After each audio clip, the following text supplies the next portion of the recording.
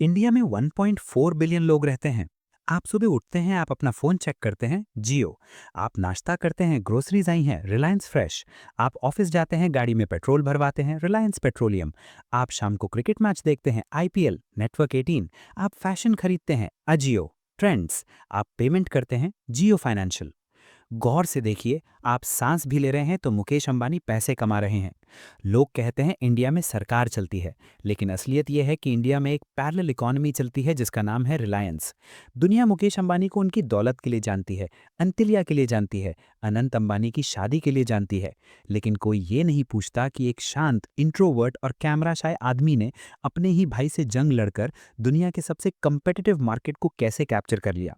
ये कहानी सिर्फ पैसों की नहीं है, ये कहानी है मोनोपोली की, ये कहानी है डेटा की, ये कहानी है उस दिमाग की जो अगले 20 साल का प्लान आज सुबह नाश्ते पर बना लेता है। आज हम सुजाता सिंह की book inside the mind of Mukesh Ambani और रिलायंस की 40 साल की हिस्ट्री का पोस्टमार्टम करेंगे। हम समझेंगे कि कैसे मुकेश अंबानी ने अपने पिता धीरूभाई अंबानी की लेगेसी को सिर्फ संभाला नहीं, बल्कि उसे 100 गुना बड़ा कर दिया। Welcome to the empire. Chapter 1, the shadow of the banyan tree, 1957 to 1980s। दुनिया धीरूभाई अंबानी को जानती है, the polyester prince, the legend. उन्होंने सिखाया कि बड़ा सोचो, जल्दी सोचो, आगे सोचो। लेकिन मुकेश अंबानी की कहानी शुरू होती है एक दुविधा यानी डिलेमा से। मुकेश का जन्म हुआ था 1957 में अडन, यमन में। उस वक्त धीरूभाई अमीर नहीं थे, वो एक गैस स्टेशन अटेंडेंट थे। मुकेश अंबानी ने गरीबी देखी है, वो 2 बेडरूम के चौल में रहे हैं भुलेश्वर, मुंबई में। मुकेश बचपन से हीरो मटेरियल नहीं थे। वो अनिल अंबानी, उनके छोटे भाई से बिल्कुल अलग थे। अनिल अंबानी फ्लैम्बॉयंट थे, उन्हें मीडिया पसंद था, उन्हें सूट बूट पसंद था, उन्हें पार्टीज पसंद थी।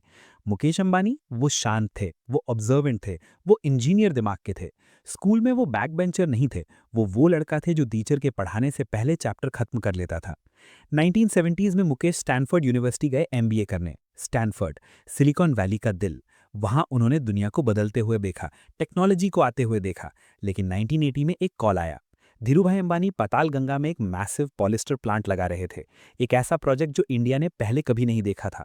धीरूभाई ने मुकेश को फोन किया, वापस आ जाओ, किताबी ज्ञान बहुत हो गया, अब मिट्टी में हाथ डालने का वक्त है।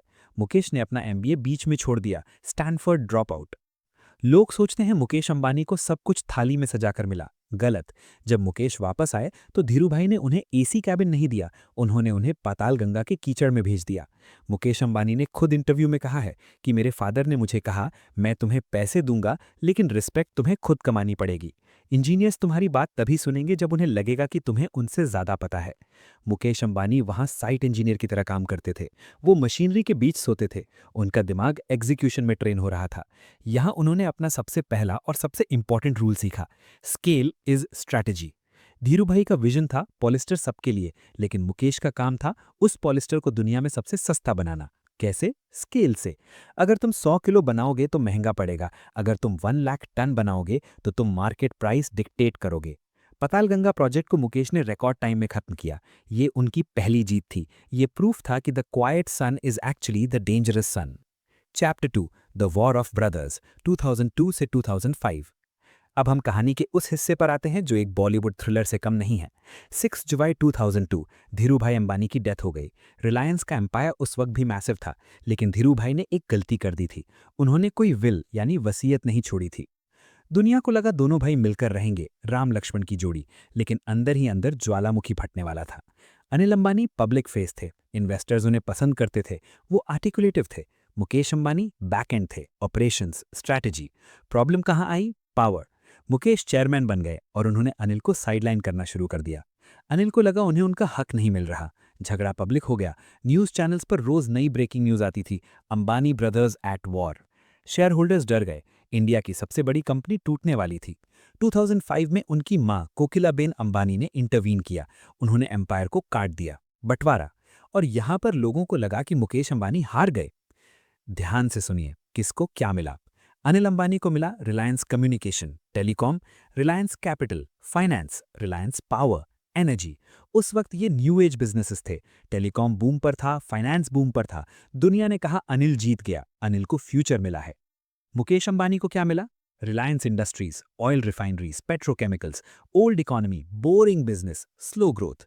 लोगों ने कहा मुकेश के पास सिर्फ तेल है, ऑयल, फ्यूचर तो अनिल का है। लेकिन मुकेश अंबानी के पास एक चीज थी जो अनिल के पास नहीं थी, कैश फ्लो। ऑयल बोरिंग है लेकिन ऑयल कैश मशीन है। जब आप सुबह गाड़ी स्टार्ट करते हैं, मुकेश अंबानी पैसे कमाते हैं। मुकेश ने देख लिया कि अनिल के पास ग्लैमर है लेकिन मेरे पास रिसोर्स है। और मुकेश ने वही किया जो वो सबसे अच्छा करते हैं, साइलेंट एग्जीक्यूशन। उन्होंने जामनगर में दुनिया की सबसे बड़ी ऑयल रिफाइनरी बनाई। लोगों ने कहा इम्पॉसिबल है, वहाँ तूफान आते हैं, वहाँ इंफ्रास्ट्रक्चर नहीं है। मुकेश ने कहा हम वहाँ अपना शहर बनाएंगे। जामनगर रिफाइनरी आज दुनिया का इंजीनियरिंग मार्वल है। इसने रिलायंस को इतना कैश दिया कि मुकेश अंबानी के पास अगले 10 साल तक गलती करने के पैसे आ गए, जबकि अनिल अंबानी अग्रेसिव एक्सपेंशन में कर्जे यानी डेट में डूबते गए। मुकेश अंबानी कैश के पहाड़ पर बैठकर अपने अगले शिकार का इंतजार कर रहे थे, और वो शिकार था टेलीकॉम। लेकिन एक प्रॉब्लम थी। बंटवारे के वक्त दोनों भाइयों ने एक नॉन कम्पीट क्लॉज साइन किया था। मतलब मुकेश टेलीकॉम में नहीं आ सकते थे और अनिल ऑयल में नहीं आ सकते थे। मुकेश अंबानी के हाथ बंधे हुए थे। वो देख रहे थे कि इंडिया में मोबाइल रेवोल्यूशन आ रहा है। एयरटेल, वोडाफोन और उनके भाई की कंपनी आरकॉम पैसे छाप रही है, और वो बाहर बैठे थे। लेकिन मुकेश अंबानी कभी प्लान ए पर काम नहीं करते। वो जानते थे कि ये क्लॉज हमेशा नहीं रहेगा। वो चुपचाप शैडोज में तैयारी कर रहे थे। वो इंतजार कर रहे थे 2010 का, क्योंकि 2010 में वो नॉन कम्पीट एग्रीमेंट एक्सपायर होने वाला था। Chapter 3, the master stroke, Infotel broadband. यहाँ से शुरू होती है असली गेम ऑफ थ्रोन्स। साल 2010, इंडिया में 3G स्पेक्ट्रम की नीलामी हो रही थी। बड़ी बड़ी कंपनियां लड़ रही थीं, एयरटेल, वोडाफोन, आइडिया। लेकिन उसी ऑक्शन में एक छोटी सी अनजान कंपनी थी। नाम था इन्फोटेल ब्रॉडबैंड। किसी ने इसका नाम नहीं सुना था। इसकी नेटवर्थ कुछ करोड़ में थी। लेकिन इस कंपनी ने पूरे इंडिया का 4G स्पेक्ट्रम खरीद लिया। बाकी कंपनियां 3G के लिए लड़ रही थीं, वॉइस कॉल्स के लिए। ये छोटी कंपनी 4G ले गई, डेटा के लिए। लोग हैरान थे, ये इन्फोटेल है कौन, इनके पास इतना पैसा कहाँ से आया। ऑक्शन खत्म होने के कुछ घंटों बाद एक प्रेस रिलीज आई, Reliance Industries acquires Infotel Broadband. Boom. Mukesh Ambani वापस आ गए थे। उन्होंने फ्रंट डोर से एंट्री नहीं ली, उन्होंने बैक डोर से एंट्री ली। अगर वो खुद ऑक्शन में जाते तो एयरटेल और वोडाफोन प्राइस बढ़ा देते, कंपटीशन इंटेंस हो जाता। उन्होंने एक प्रॉक्सी यानी इन्फोटेल को भेजा, सस्ते दाम में स्पेक्ट्रम उठाया और फिर कंपनी खरीद ली। ये था मुकेश अंबानी का Sun Tzu moment. Appear weak when you are strong and strong when you are weak. अब मुकेश अंबानी के पास पूरे इंडिया का 4G स्पेक्ट्रम था, लेकिन उनके पास customers zero, towers zero, technology अभी तक टेस्ट भी नहीं हुई थी। दुनिया में 4G ढंग से आया भी नहीं था। लोगों ने कहा मुकेश अंबानी पागल हो गए हैं, 4G चलेगा ही नहीं। इंडिया में लोग वीडियो नहीं देखते, इंडिया में लोग सिर्फ बात करते हैं, voice is king. Sunil Mittal, Airtel ने कहा रिलायंस को टेलीकॉम का कोई आइडिया नहीं है, ये ऑयल बिजनेस नहीं है। मुकेश अंबानी ने कुछ नहीं कहा। वो एंटीलिया में अपने 27 फ्लोर के घर में बैठे और एक 6 साल लंबा वनवास शुरू किया। 2010 से 2016 तक 6 साल। रिलायंस ने एक भी सिम कार्ड नहीं बेचा, लेकिन रिलायंस ने हजारों करोड़ खर्च किए। कहाँ? फाइबर ऑप्टिक केबल्स बिछाने में। लोग टावर्स लगा रहे थे, हवा में सिग्नल। मुकेश जमीन खोद रहे थे, जमीन में सिग्नल। उन्होंने पूरे इंडिया में कन्याकुमारी से कश्मीर तक फाइबर का जाल बिछा दिया। ये रिस्की था। अगर 4G फेल होता तो रिलायंस बैंकरप्ट हो सकती थी। लेकिन मुकेश का कैलकुलेशन सिंपल था, data is the new oil. वो 2010 में बैठकर 2020 का सोच रहे थे। चैप्टर 4, द जियो अर्थक्वेक, सितंबर 2016। 5 सितंबर 2016, रिलायंस की AGM, annual general meeting. Shareholders बैठे थे। मुकेश अंबानी स्टेज पर आए। उन्होंने कहा, today I want to dedicate Jio to the 1.2 billion people of India. और फिर उन्होंने वो शब्द बोले जिसने इंडियन टेलीकॉम इंडस्ट्री का गला घोट दिया। Voice calls will be free forever, data will be cheapest in the world, and for the next 6 months everything is free. Pin drop silence, फिर तालियां, और फिर दूसरी कंपनीज के बोर्ड रूम्स में panic attack. Free? Telecom companies का 70% revenue voice call से आता था। मुकेश अंबानी ने उसे जीरो कर दिया। उन्होंने रूल चेंज कर दिया। इंडिया में डेटा का प्राइस था 250 रुपीज पर GB। मुकेश ने कर दिया 10 रुपीज पर GB इफेक्टिवली। दुकानों के बाहर 2-2 किलोमीटर लंबी लाइन लग गई। लोग सुबह 4 बजे उठकर लाइन में लगते थे जियो सिम लेने के लिए। रिक्शा वाला, सब्जी वाला, स्टूडेंट, बिजनेसमैन, सबके हाथ में जियो। क्यों? क्योंकि फ्री था। लेकिन इस फ्री के पीछे एक बहुत गहरी प्रेडेटरी प्राइसिंग स्ट्रैटेजी थी। मुकेश अंबानी जानते थे कि उनके पास ऑयल का पैसा है, वो 2-3 साल तक लॉस सह सकते हैं। लेकिन एयरटेल, वोडाफोन और आइडिया, उनके पास डीप पॉकेट्स नहीं थे, वो कर्जे में थे। जियो के लॉन्च के 2 साल के अंदर एयरसेल बंद, टाटा डोकोमो बंद, टेलीनॉर बंद, आरकॉम, अनिल अंबानी की कंपनी बंद। वोडाफोन और आइडिया को मजबूरी में मर्ज होना पड़ा, वी बन गए ताकि सर्वाइव कर सकें। रिलायंस जियो ने इंडस्ट्री को कंसोलिडेट कर दिया। 10 प्लेयर्स से गेम आ गया सिर्फ 2 या 3 प्लेयर्स पर, और सबसे टॉप पर जियो। लेकिन मुकेश अंबानी का प्लान सिर्फ सिम कार्ड बेचना नहीं था। सिम कार्ड तो बस एंट्री टिकट थी। असली गेम तो अब शुरू होने वाला था।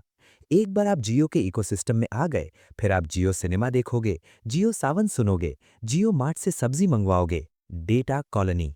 मुकेश अंबानी ने इंडिया को अपनी डेटा कॉलोनी बना लिया। पार्ट 1 में हमने देखा कि कैसे मुकेश अंबानी ने आपका फोन और इंटरनेट कैप्चर किया। लेकिन इंटरनेट तो हवा में है। मुकेश अंबानी को जमीन चाहिए थी। वो चाहते थे कि जब आप सुबह उठकर चाय पिएं तो दूध रिलायंस का हो, जब आप कपड़े पहने तो ब्रांड रिलायंस का हो, जब आप त्योहार मनाएं तो मिठाई रिलायंस की हो, और जब आप बीमार पड़ें तो दवाई रिलायंस की हो। डेटा यानी जियो तो सिर्फ शुरुआत थी। असली गेम था the great Indian consumption story. Amazon के जेफ बेजोस और वॉलमार्ट के एलिस वॉल्टन को लगता था कि इंडिया उनका अगला बड़ा बाजार है, लेकिन उन्हें नहीं पता था कि इंडिया के दरवाजे पर एक गेटकीपर खड़ा है, एक ऐसा आदमी जो इंडिया की सप्लाई चेन को गले से पकड़ना जानता है। आज हम डीप डाइव करेंगे रिलायंस रिटेल में, जो आज इंडिया का सबसे बड़ा रिटेलर है, किसी भी कॉम्पिटिटर से 10 गुना बड़ा। और हम डीकोड करेंगे उस वेडिंग इकोनॉमी को जो पूरी दुनिया के लिए तमाशा है, लेकिन मुकेश अंबानी के लिए एक बिजनेस ट्रांजैक्शन है। Welcome back to the mind of the master. Chapter 5, the bania brain and the farm to fork strategy. Jio से 10 साल पहले मुकेश अंबानी ने एक सपना देखा था, रिलायंस फ्रेश। इंडिया का रिटेल मार्केट अनऑर्गेनाइज था। किराना स्टोर्स, सब्जी मंडीज, मिडलमैन। किसान को टमाटर का 2 रुपए मिलता था और कस्टमर 20 रुपए में खरीदता था। बीच का 18 रुपीस कहाँ गया? मिडलमैन की जेब में। मुकेश अंबानी का बनिया दिमाग यहाँ अपॉर्चुनिटी देख रहा था। उन्होंने सोचा, अगर मैं सीधा किसान से खरीदूं और सीधा कस्टमर को बेचूं तो बीच का मार्जिन मेरा। लेकिन ये इतना आसान नहीं था। जब रिलायंस फ्रेश खुला तो यूपी और वेस्ट बंगाल में दंगे यानी रायट्स हो गए। छोटे व्यापारियों ने रिलायंस के स्टोर्स पर हमला किया। उन्हें लगा रिलायंस उनका धंधा खा जाएगा। पॉलिटिकल प्रेशर आया। मायावती ने यूपी में स्टोर्स बंद करवा दिए। एक ऑर्डिनरी बिजनेसमैन डर के भाग जाता, लेकिन मुकेश अंबानी, उन्होंने स्ट्रैटेजी बदली। If you can't be visible, be invisible. उन्होंने back end supply chain strong की, कोल्ड स्टोरेजेस बनाए, ट्रक्स खरीदे, कॉन्ट्रैक्ट साइन किए, और धीरे धीरे शांति से उन्होंने इंडिया के हर कोने में स्टोर्स खोलना शुरू किया। आज नंबर्स देखिए, रिलायंस रिटेल के पास 18,000 से ज्यादा स्टोर्स हैं। ट्रेंड्स, डिजिटल, स्मार्ट बाजार, तेरा, ब्यूटी। आप किसी भी मॉल में चले जाइए, 50% दुकानें रिलायंस की हैं, बस बोर्ड अलग लगा है। Marks and Spencer's Reliance partner है। टिफनी एंड को रिलायंस ले आया। हैमलिन्स, दुनिया की सबसे पुरानी टॉय शॉप, मुकेश अंबानी ने खरीद ली। Case study, the Hamleys acquisition 2019। लोगों ने पूछा कि मुकेश अंबानी खिलौने क्यों बेचेंगे? हैमलेज लॉस में थी। मुकेश ने उसे सस्ते में उठाया, approx 620 crore rupees. Reason simple था, डेटा। जब एक बच्चा हैमलेज में घुसता है तो रिलायंस को पता चलता है कि अगली जनरेशन क्या चाहती है। प्लस हैमलेज ग्लोबल ब्रांड है। इसने रिलायंस को लंदन, न्यूयॉर्क और दुबई के मॉल्स में एंट्री दे दी। ये सॉफ्ट पावर थी। The war with Jeff Bezos, future group deal. ये कहानी का सबसे डार्क चैप्टर है। बिग बाजार, किशोर बयानी इंडिया का रिटेल किंग था, लेकिन कर्जे में डूबा हुआ था। जेफ बेजोस, अमेज़न उसे खरीदना चाहते थे। मुकेश अंबानी ने बीच में एंट्री मारी और 24,000 करोड़ रुपीस की डील साइन कर ली। जेफ बेजोस दुनिया के सबसे अमीर आदमी थे। वो कोर्ट्स गए, Singapore court, supreme court of India, legal battle चलती रही। लेकिन मुकेश अंबानी ने कोर्ट के फैसले का इंतजार नहीं किया। उन्होंने एग्जीक्यूशन किया। एक रात फरवरी 2022 में रिलायंस के लोग गए और बिग बाजार के 900 स्टोर्स पर कब्जा कर लिया। रातों रात बोर्ड बदल गए। बिग बाजार बन गया स्मार्ट बाजार। लैंडलॉर्ड्स रिलायंस के साइड थे, क्योंकि फ्यूचर ग्रुप ने किराया नहीं दिया था। जब तक कोर्ट का फैसला आता, अमेज़न के हाथ में कुछ नहीं बचा था, सिर्फ खाली खोके, एम्प्टी शेल्स। मुकेश अंबानी ने दुनिया के सबसे अमीर आदमी जेफ बेजोस को इंडिया में हरा दिया। मैसेज क्लियर था, this is my territory. Chapter 6, the 5,000 crore wedding, investment और वेस्ट। अब आते हैं उस टॉपिक पर जिसने पूरी दुनिया को हिला दिया, अनंत अंबानी और राधिका मर्चेंट की शादी। जामनगर में प्री वेडिंग, इटली में क्रोज, मुंबई में रिसेप्शन।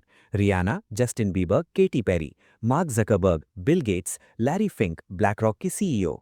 टोटल खर्चा एस्टिमेट्स कहते हैं 5,000 करोड़ रुपीस। एक आम आदमी के लिए ये वेस्ट ऑफ मनी है, पागलपन है। लेकिन मुकेश अंबानी के लिए ये कस्टमर एक्विजिशन कॉस्ट और ग्लोबल ब्रांडिंग है। चलिए इसका फाइनेंशियल पोस्टमार्टम करते हैं। 1. The power display, soft power. जब मार्क जकरबर्ग मेटा के और सुंदर पिचाई गूगल के वहां आते हैं और इंडियन कपड़े पहनकर नाचते हैं, तो ये सिर्फ दोस्ती नहीं है, ये दिखाना है कि देखो, सिलिकॉन वैली के किंग्स मेरे घर के बाराती हैं। इससे इन्वेस्टर्स का कॉन्फिडेंस बढ़ता है। याद है 2020 में जियो ने फेसबुक और गूगल से इन्वेस्टमेंट उठाई थी। ये शादी उस रिश्ते का रिन्यूअल है। मुकेश अंबानी ये मैसेज दे रहे हैं कि अगर इंडिया में बिजनेस करना है तो अंबानी फैमिली के साथ अच्छे रिश्ते रखने होंगे। 2. Networking equals net worth. Larry Fink, black rock का सीईओ, वहां था। ब्लैक रॉक दुनिया की सबसे बड़ी एसेट मैनेजर है, $10 ट्रिलियन मैनेज करती है। अरामको का चेयरमैन वहां था। इन लोगों के साथ आप मीटिंग रूम में 1 घंटा बात कर सकते हैं, लेकिन शादी में आप 3 दिन तक साथ में हैं। इनफॉर्मल बातें होती हैं, डील्स क्रैक होती हैं। बड़े बिजनेस एक्सेल शीट्स पर साइन नहीं होते, डिनर टेबल्स पर साइन होते हैं। 5,000 करोड़ रुपीस खर्च करके मुकेश ने जो ग्लोबल नेटवर्क सीमेंट किया है, उसका रिटर्न ऑन इन्वेस्टमेंट आने वाले 20 सालों में लाखों करोड़ का होगा। 3. वनतरा, the PR rehab. Anant Ambani का पेट प्रोजेक्ट वनतरा एनिमल रेस्क्यू को दुनिया के सामने लॉन्च किया गया। क्यों? रिलायंस एक ऑयल और प्लास्टिक कंपनी है, एनवायरनमेंट के लिए विलन। वनतरा के थ्रू उन्होंने अपनी इमेज को ग्रीन और कंपैशनेट बनाया। ये कॉर्पोरेट सोशल रिस्पॉन्सिबिलिटी का मास्टर स्ट्रोक था। दुनिया ने हाथी देखे, जंगल देखा और भूल गए कि रिलायंस कितना कार्बन प्रोड्यूस करती है। 4. The pocket change logic. हमें 5,000 करोड़ रुपीस बहुत लगते हैं। मुकेश अंबानी की नेटवर्थ अप्रॉक्स $120 बिलियन यानी 10 लाख करोड़ रुपीस है। 5,000 करोड़ उनकी वेल्थ का सिर्फ 0.5% है। ये वैसा ही है जैसे एक आदमी जिसकी नेटवर्थ 1 करोड़ रुपए है, वो अपने बेटे की शादी में 50,000 रुपीस खर्च करे। क्या आप 1 करोड़ के मालिक होकर 50,000 रुपीस खर्च नहीं करेंगे? करेंगे। तो उनके लिए ये एक्स्ट्रा वैगन्स नहीं है, ये बस उनके स्केल के हिसाब से नॉर्मल खर्चा है। 5. Family unity. धीरू भाई के जाने के बाद भाइयों में लड़ाई हुई थी। मुकेश नहीं चाहते कि उनके बच्चों आकाश, ईशा और अनंत में वही लड़ाई हो। ये शादियां एक पब्लिक डिक्लेरेशन है कि फैमिली यूनाइटेड है। तीनों बच्चे साथ खड़े हैं। इन्वेस्टर्स को स्टेबिलिटी दिखती है। अगर फैमिली यूनाइटेड है तो रिलायंस का शेयर प्राइस स्टेबल रहेगा। Chapter 7, the art of monopoly, the Jio mart algorithm. Retail और जियो अलग नहीं है। मुकेश अंबानी का मास्टर प्लान है ऑनलाइन प्लस ऑफलाइन, O2O, जियो मार्ट। सोचिए आपके पास जियो का डेटा है, आपको पता है कस्टमर क्या सर्च कर रहा है, और आपके पास रिलायंस रिटेल की दुकानें हैं। मुकेश अंबानी ने छोटे किराना स्टोर्स को खत्म करने के बजाय उन्हें पार्टनर बना लिया। उन्होंने किराना वालों को जियो पॉस मशीन्स दी। तुम मेरा माल बेचो, मैं तुम्हें टेक्नोलॉजी दूंगा। इससे रिलायंस बिना खुद की दुकान खोले हर गली में पहुंच गया। Amazon वर्सेस रिलायंस की असली लड़ाई। Amazon को डिलीवरी करने में 1 से 2 दिन लगते हैं, वेयरहाउस से आता है। रिलायंस का माल आपके पड़ोस की किराना शॉप से आता है 2 घंटे में। ये स्पीड और ये डिस्ट्रीब्यूशन नेटवर्क कोई फॉरेन कंपनी कॉपी नहीं कर सकती।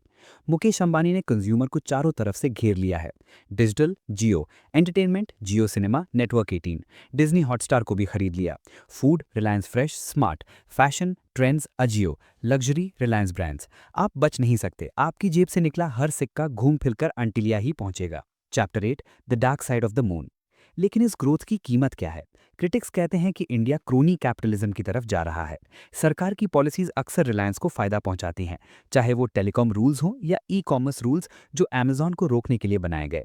छोटे स्टार्टअप्स के पास 2 ही रास्ते बचते हैं, या तो रिलायंस को बेच दो या रिलायंस से कुचल जाओ, गेट क्रश्ड। इस मोनोपोली का नुकसान लॉन्ग टर्म में कस्टमर को हो सकता है। जब कंपटीशन खत्म हो जाएगा तो प्राइसेस बढ़ेंगे। जियो ने शुरू में फ्री दिया, अब प्राइसेस बढ़ रहे हैं ना। यही मोनोपोली का गेम है, first addict them then build them.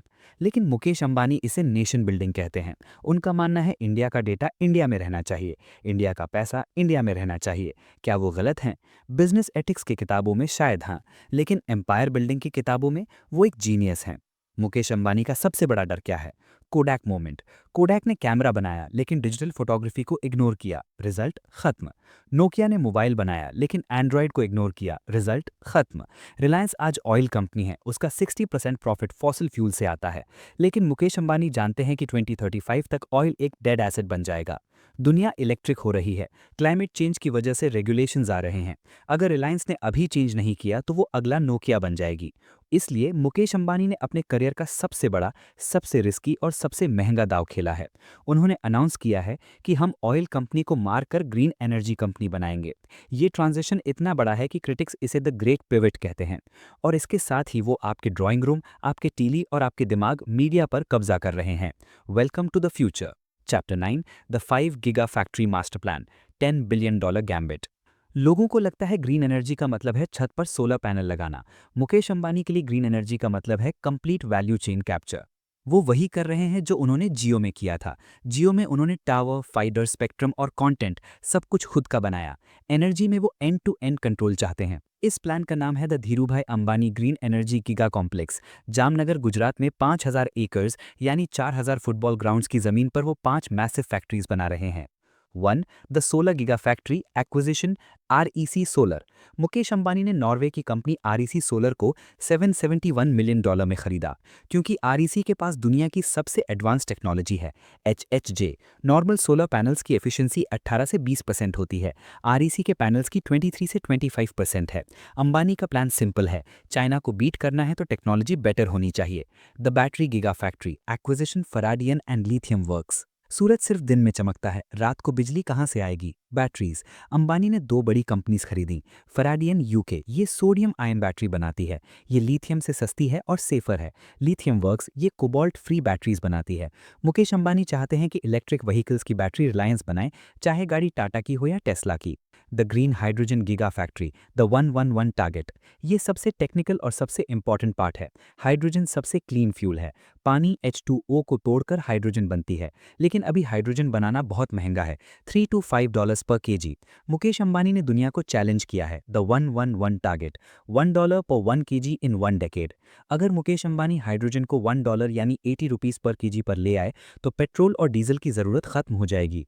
Trucks, जहाज और फैक्ट्रीज सब रिलायंस के हाइड्रोजन पर चलेंगे। इसके लिए उन्होंने डेनमार्क की कंपनी स्टीजदल के साथ पार्टनरशिप की है सस्ते इलेक्ट्रोलाइजर्स बनाने के लिए। The financial mode. रिलायंस ने Sterling and Wilson solar EPC company का 40% स्टेक खरीदा ताकि इंस्टॉलेशन खुद कर सकें। उन्होंने सेंस हॉक सोलर सॉफ्टवेयर खरीदा ताकि मेंटेनेंस ऑटोमेटिक हो। ये फुल स्टैक मोनोपोली है, सूरज की किरणों से लेकर आपके घर के बल्ब तक हर स्टेप पर रिलायंस का ठप्पा होगा। Chapter 10 the Disney plus Hotstar merger the ultimate media monopoly. अब आते हैं एंटरटेनमेंट पर। 28 फेब 2024 रिलायंस और डिज्नी ने एक हिस्टोरिक डील साइन की। Valuation 70,000 crore, $8.5 billion. इस डील के बाद रिलायंस यानी जियो सिनेमा और डिज्नी यानी हॉटस्टार एक हो गए। नई एंटिटी का नाम अनऑफिशियली जियो स्टार है। इसके चेयरपर्सन कौन है? नीता अंबानी। इसका इम्पैक्ट समझिए। 1. Cricket monopoly, IPL, ICC world cups, BCCI matches, India के matches, premier league, football, pro kabaddi. India में स्पोर्ट्स का मतलब है क्रिकेट और अब क्रिकेट का रिमोट कंट्रोल मुकेश अंबानी के पास है। पहले स्टार स्पोर्ट्स और जियो सिनेमा लड़ते थे, अब वो एक हैं। एडवर्टाइजर्स कंपनीज के पास कोई ऑप्शन नहीं बचा। अगर क्रिकेट पर ऐड दिखाना है तो मुकेश अंबानी की रेट कार्ड माननी पड़ेगी। 2. Content fortress, Marvel, Pixar, Star Wars, Disney movies, HBO, Jio cinema deal, Peacock. आपके बच्चे से लेकर आपके दादाजी तक हर एज ग्रुप का कंटेंट एक ही ऐप के इकोसिस्टम में है। 3. The political angle, news control. Reliance पहले ही network 18, CNN news 18, CNBC TV 18, news 18 India को ओन करता है। अब डिज्नी स्टार के चैनल्स भी उनके पास हैं। इंडिया का न्यूज़ कंजम्पशन का एक मैसिव हिस्सा मुकेश अंबानी कंट्रोल करते हैं।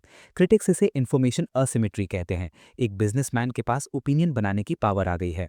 Y did Disney sell? Disney के CEO बॉब आइगर ने रियलाइज किया कि इंडिया में मुकेश अंबानी से लड़ना इम्पॉसिबल है। जियो ने IPL फ्री दिखाकर हॉटस्टार के मिलियंस ऑफ सब्सक्राइबर्स तोड़ दिए थे। डिज्नी के पास 2 रास्ते थे, या तो ब्लीड करते रहो यानी लॉस उठाओ, या फिर एनिमी के साथ हाथ मिला लो। उन्होंने सरेंडर कर दिया। मुकेश अंबानी ने बिना तलवार उठाए जंग जीत ली। Chapter 11 the succession architecture. Dhirubhai की मौत के बाद जो वॉर हुआ था, मुकेश अंबानी उससे डरते हैं, इसलिए उन्होंने सक्सेशन प्लानिंग को एक इंजीनियरिंग प्रोजेक्ट की तरह ट्रीट किया है। 1. Akash Ambani the digital warrior. Role, chairman Reliance Jio. Personality, tech obsessed, strategy focused. Why him? Akash ने 2016 में जियो 4G लॉन्च और 2020 में फेसबुक गूगल इन्वेस्टमेंट डील्स में लीड रोल प्ले किया था। वो सिलिकॉन वैली की लैंग्वेज बोलता है। 2. Isha Ambani the retail commander. Role, leader Reliance retail. Personality, sharp, marketing genius, aggressive. Why her? Isha ने अजियो को लॉन्च किया और ज़ारा और H&M से कम्पीट किया। तिरा, ब्यूटी और luxury brands Gucci Armani partnerships उनका ब्रेन चाइल्ड है। वो रिलायंस को कूल बना रही हैं। 3. Anant Ambani the energy guardian. Role, leader new energy. Personality, spiritual, animal lover, Vantara, grounded. Why him? Anant ज़्यादा वक्त जामनगर में बिताते हैं। एनर्जी बिजनेस में ग्लैमर नहीं, ग्रिड चाहिए। उनका रोल सबसे डिफिकल्ट है क्योंकि उन्हें $10 बिलियन का नया एम्पायर खड़ा करना है। मुकेश अंबानी बोर्ड रूम में मेंटर की सीट ले चुके हैं। वो अब डूअर नहीं, गाइड हैं। लेकिन make no mistake, remote control अभी भी उन्हीं के हाथ में है। दुनिया के लिए वो एशिया के सबसे अमीर आदमी हैं, नेटवर्थ $116 बिलियन। घर एंटीलिया, जो बकिंघम पैलेस के बाद दुनिया का सबसे महंगा प्राइवेट रेजिडेंस है। लेकिन अगर आप एंटीलिया की 27th फ्लोर पर जाएं और उस आदमी को देखें तो आपको क्या दिखेगा? क्या वो सोने की थाली में खाना खा रहे हैं? क्या वो हॉलीवुड मूवीज देख रहे हैं? नहीं। रात के 2 बज रहे हैं, मुंबई सो रहा है, लेकिन मुकेश अंबानी जाग रहे हैं। वो अपने प्राइवेट स्टडी में है, उनके सामने कोई ग्लैमरस प्रेजेंटेशन नहीं है। उनके सामने है एक सिंपल एक्सेल शीट। वो ईमेल्स चेक कर रहे हैं, वो जामनगर रिफाइनरी के टेम्परेचर लेवल्स चेक कर रहे हैं, वो जियो के कॉल ड्रॉप रेट्स चेक कर रहे हैं। लोग पूछते हैं इतना पैसा कमा लिया, अब बस क्यों नहीं करते? यही फर्क है एक रिच मैन और एक एम्पायर बिल्डर में। एक रिच मैन पैसे के लिए काम करता है, मुकेश अंबानी कंट्रोल के लिए काम करते हैं। पार्ट 4 में हम बिजनेस की बात नहीं करेंगे। आज हम बात करेंगे साइकोलॉजी की। आज हम घुसेंगे मुकेश अंबानी के दिमाग में, उनके रूटीन में, उनके डर में, उनके खाने में और उनके सबसे बड़े सीक्रेट वेपन में। Welcome to the final chapter. हर बैटमैन को रॉबिन चाहिए, हर राजा को मंत्री चाहिए। मुकेश अंबानी का सबसे बड़ा सीक्रेट उनकी स्ट्रैटेजी नहीं है, उनका सबसे बड़ा सीक्रेट एक इंसान है जिसका नाम शायद आपने न्यूज़ में कभी कभी सुना होगा, लेकिन उसका चेहरा शायद ही देखा हो। मनोज मोदी। रिलायंस के कॉरिडोर्स में इनका नाम नहीं लिया जाता, इन्हें सिर्फ एक कोड नेम से बुलाया जाता है, MM। मनोज मोदी और मुकेश अंबानी की दोस्ती कॉलेज से है। 1970s में दोनों बॉम्बे यूनिवर्सिटी में केमिकल इंजीनियरिंग कर रहे थे। तब से लेकर आज तक 40 साल से मनोज मोदी मुकेश अंबानी की परछाई यानी शैडो है। दुनिया के लिए मुकेश अंबानी फेस हैं, लेकिन रिलायंस के एम्प्लॉयज़ के लिए मनोज मोदी खौफ हैं। रोल क्या है? मनोज मोदी का रिलायंस में कोई ऑफिशियल फैंसी डेजिग्नेशन नहीं है, वो सिर्फ डायरेक्टर लिखते हैं, लेकिन पावर CEO से भी ज़्यादा। जब मुकेश अंबानी कोई सपना देखते हैं तो मनोज मोदी उसे रियलिटी बनाते हैं। जियो 4G। मुकेश ने कहा फ्री डेटा देना है, मनोज मोदी ने वेंडर्स के गले पर चाकू रखकर दुनिया के सबसे सस्ते टावर्स और फाइबर खरीदे। Facebook 2020 deal $5.7 billion. जब पूरी दुनिया लॉकडाउन में थी 2020 में, मनोज मोदी जूम कॉल्स पर मार्क जकरबर्ग की टीम के साथ डील नेगोशिएट कर रहे थे। रिटेल एक्सपेंशन, बिग बाजार को टेक ओवर करने का रूथलेस प्लान मनोज मोदी का एग्जीक्यूशन था। The 1500 crore gift. मुकेश अंबानी अपने दोस्तों को भूलते नहीं हैं।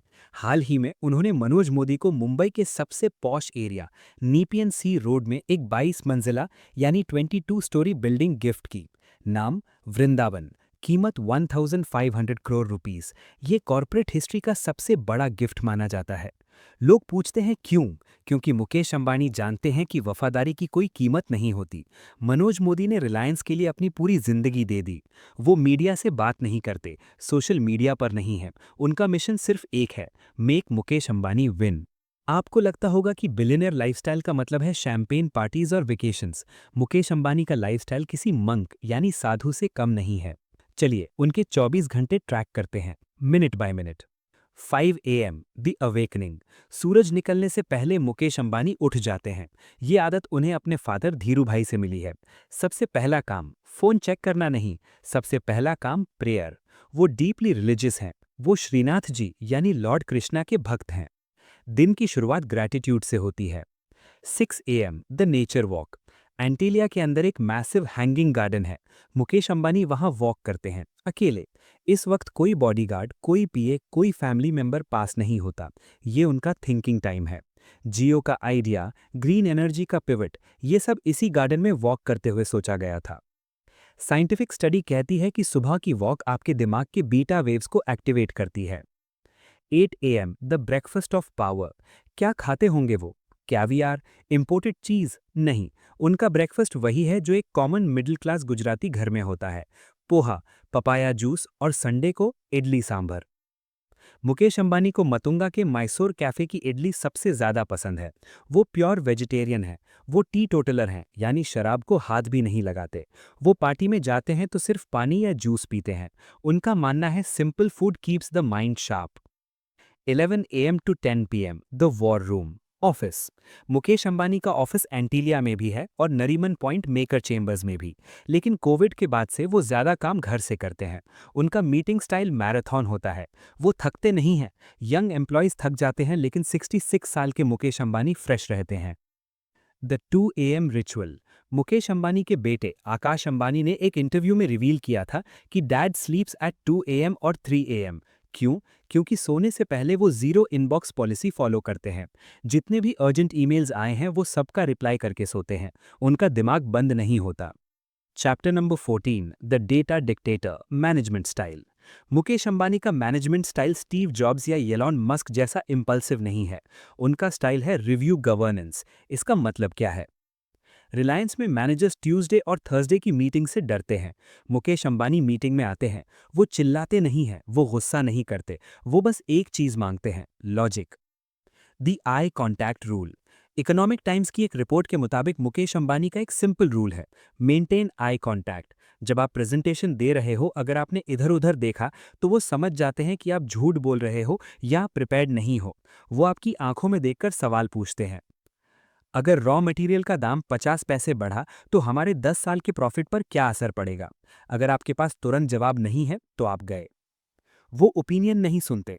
सर मुझे लगता है मार्केट अच्छा है, ये लाइन रिलायंस में बैन है। सर डेटा कहता है कि मार्केट 4% ग्रो करेगा, ये लाइन चलती है।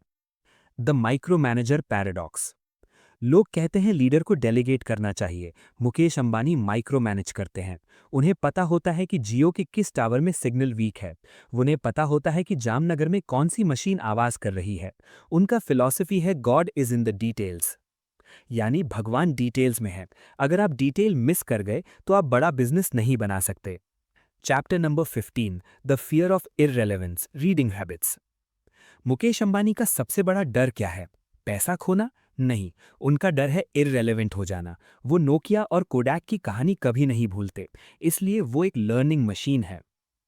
वो हर हफ्ते 2 से 3 किताबें पढ़ते हैं। उनकी रीडिंग लिस्ट देखिए। Origin by Dan Brown, Leonardo da Vinci by Walter Isaacson, 10 lessons for a post pandemic world by Fareed Zakaria. जब वो ग्रीन एनर्जी में घुसने वाले थे तो उन्होंने सिर्फ कंसल्टेंट्स की रिपोर्ट नहीं पढ़ी, उन्होंने केमिस्ट्री की बुक्स मंगवाई। उन्होंने दुनिया के टॉप साइंटिस्ट्स को फ़ोन किया और कहा कि मुझे समझाओ कि हाइड्रोजन कैसे बनता है, जैसे मैं एक स्टूडेंट हूँ। वो अपनी ईगो साइड में रख देते हैं जब सीखने की बात आती है। वो 50 की उम्र में टेलीकॉम सीख गए, 60 की उम्र में रिटेल सीख गए, 65 की उम्र में एनर्जी सीख रहे हैं। यही वजह है कि रिलायंस कभी पुरानी नहीं होती। Chapter number 16, the gilded cage security and isolation. लेकिन इस पावर की एक कीमत है, एक भारी कीमत, आज़ादी, फ्रीडम। मुकेश अंबानी इंडिया के सबसे प्रोटेक्टेड सिविलियन हैं। उन्हें Z+ सिक्योरिटी मिली हुई है। जब वो घर से निकलते हैं तो उनकी मर्सिडीज S600 गार्ड, जो बॉम्ब प्रूफ है, कि आगे पीछे 6 से 7 गाड़ियों का काफिला चलता है। Commandos, machine guns, jammers. वो कभी ड्राइव पर नहीं जा सकते। वो कभी सड़क पर उतरकर वड़ा पाव नहीं खा सकते, जो उन्हें बहुत पसंद है। वो अपनी ही दौलत के कैदी हैं। उनकी दुनिया एयर कंडीशनड है। एंटीलिया से निकले एयर कंडीशनड, गाड़ी में बैठे एयर कंडीशनड, प्राइवेट जेट में बैठे एयर कंडीशनड। ये आइसोलेशन डेंजरस हो सकता है। जब आप जमीन से कट जाते हैं तो आपको रियलिटी दिखना बंद हो जाती है। इसलिए मुकेश अंबानी अपने बच्चों आकाश, ईशा, अनंत को पुश करते हैं कि वो ग्राउंड पर जाएं। इसलिए वो जियो का डेटा खुद एनालाइज करते हैं ताकि उन्हें पता चले कि इंडिया का आम आदमी क्या सोच रहा है। Conclusion, the final verdict. तो आखिर में मुकेश अंबानी कौन है? क्या वो एक रूथलेस बिजनेसमैन है जो मोनोपोली चाहते हैं? हाँ। क्या वो एक विजनरी है जो इंडिया को बदल रहे हैं? हाँ। क्या वो एक सिंपल फैमिली मैन है? हाँ। मुकेश अंबानी एक पैराडॉक्स है। वो 5,000 करोड़ की शादी करते हैं लेकिन खुद इडली सांभर खाते हैं। वो दुनिया के सबसे महंगे घर में रहते हैं लेकिन मंदिर में सर झुकाकर खड़े रहते हैं। उनकी लेगेसी पैसा नहीं होगी, उनकी लेगेसी होगी स्केल। उन्होंने इंडिया को दिखाया कि हम छोटा नहीं, हम दुनिया में सबसे बड़ा सोच सकते हैं। उन्होंने दिखाया कि एक इंडियन कंपनी फेसबुक और गूगल को टक्कर दे सकती है। उन्होंने दिखाया कि data is the new oil. Reliance का मोटो है ग्रोथ इज लाइफ, लेकिन मुकेश अंबानी के लिए डोमिनेंस इज लाइफ। वो रुकेंगे नहीं जब तक आपके घर का बल्ब, आपके हाथ का फोन और आपके गाड़ी का फ्यूल रिलायंस का नहीं हो जाता। वो रुकेंगे नहीं। ये थी कहानी उस आदमी की जिसने अपनी खामोशी से शोर मचा दिया, मुकेश धीरूभाई अंबानी।